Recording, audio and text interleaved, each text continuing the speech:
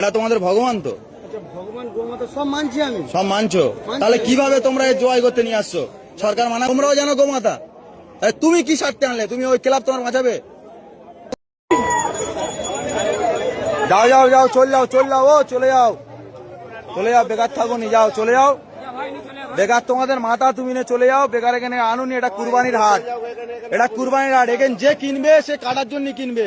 তাই তোমাদের মাথা, তুমি কাটার জন্য এখানে, এটা কাটার জায়গা, এখান থেকে কিনলি সে কাটবে। তাহলে তোমাদের মাথা যে গেলে তোমরা ঘরে নিয়ে পুজো করো।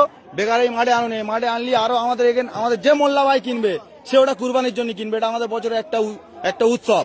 তাই তোমরা এটা যেহেতু তোমাদের মাথা যে গেলে, তাহলে তোমরা কেন হাটে বেচতে এনেছো? এটা তখন কম আছে, তুমি চলে গেলে আরো 10 জন জেনে যাবে যে এখানে বেচতে দিচ্ছে না, তাহলে অটোমেটিক কমে যাবে। আমাদেরও গ্যাঞ্জাম মুক্ত। হাট মালিক, এখানে হাট মালিক বলে কিচ্ছু নেই।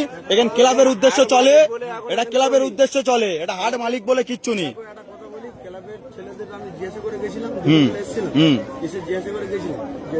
হাট চলবে এরকম একটা হিন্দু ছেলে, আমার গরু আছে বাড়িতে 15টা, আমি টাকা ইনভেস্ট করে নিয়ে এসে গরু কিনেছি। গরুটা কিনে নিয়ে এসে আমি গরুটা এখন বাড়িতে আছে, জিজ্ঞাসা করতে এসেছিলাম।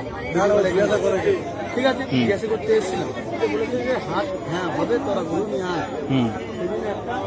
নিয়ে এসছি, আপনারা যদি বলুন যে চলে যেতে, তাহলে আমরা চলে যাবো। এবার আমি একটা কথা জিজ্ঞেস করি, তোমার এটা তোমাদের ভগবান তো?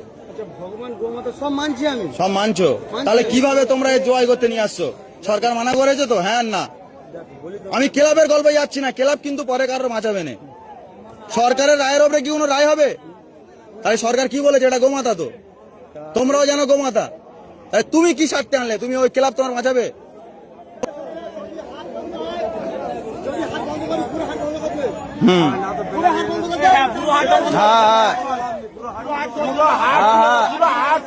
সব না, ওটা গল্প নয়।